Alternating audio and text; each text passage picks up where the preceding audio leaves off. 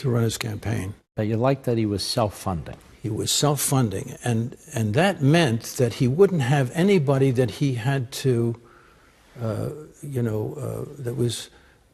he had to appeal to in his decisions, which would have to be very strong and tough decisions.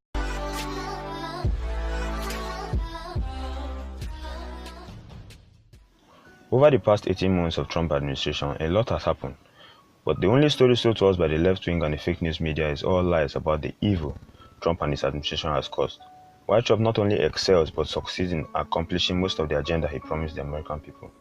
What do you make of the virulence of the attacks against him? Is this the old left that you left in the media now? Well, it certainly is the left doing it.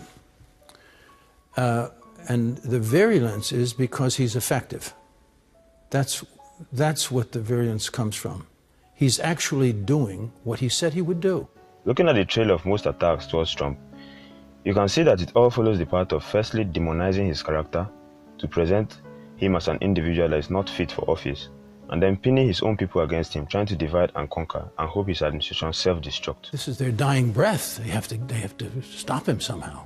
So you see these very extraordinary things that they come up with. That's what they do. They're conjuring lies and slanders against this man trying to destroy this presidency. It's that simple. In the past month, first of one of several unsourced attacks on Trump was that of Omarosa, who clearly got kicked out for her own misdoings but decided to go out with a bang, thus attacking both the physical and mental capability of Trump and then claiming to have anonymous sources who said Trump used the N-word in the White House. Last week, the New York Times published an absurd op-ed article, which is another unsourced and most probably fake article written by another coward at the New York Times, who lacks the gut to openly express his or her feelings, hiding behind the scope of anonymous, and this has led to Trump's response. So when you tell me about some anonymous source within the administration, probably who's failing and probably here for all the wrong reasons, no. And the New York Times is failing. If the failing New York Times has an anonymous editorial, can you believe it? Anonymous, meaning gutless, a gutless editorial. The words of this spineless so-called anonymous source has left me with the belief that the left plan to leave trails of continuous lies until it is well cooked and fit to invoke the 25th Amendment and impeach Trump. To prove my point of the attacks on Trump's character, a paragraph in the op-ed article specifically said, I quote, "The root of the problem is the president's immorality. Anyone who works for him knows he is not moored to any discernible first principle that guides his decision-making." As you can see, they all center their accusations on demonizing Trump's character, so he could be presented on a personal ground as mentally ill and then on a political ground as unfit for office.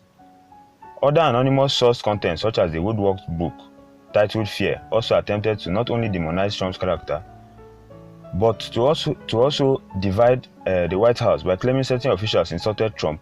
Meanwhile, they all issued statements denying those facts. It is no wonder Trump tweeted last month that, I quote, "When you see anonymous source, stop reading the story. It is fake news. It is fiction."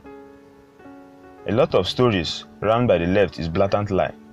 None has stuck and none will stick for a long time. Donald Trump will continue to be of sound mind and body despite the left's attack, and I can't wait for MAGA 2020. Thanks for watching, guys. Ensure to drop your comment below and don't forget to subscribe.